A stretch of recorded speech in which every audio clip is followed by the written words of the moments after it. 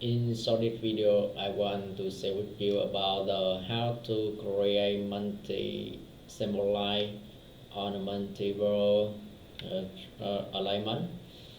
And you can see we have two alignment. And I click VT tool and click the symbol line and create symbol line.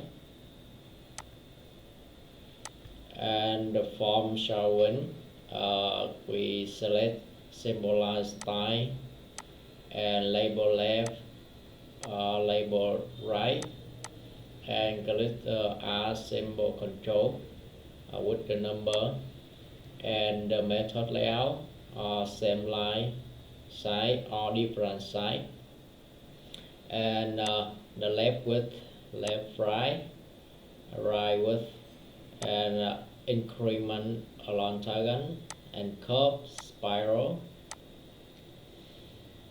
And I click accept and select alignment on this drawing and click enter, and you can see the symbol line create on alignment.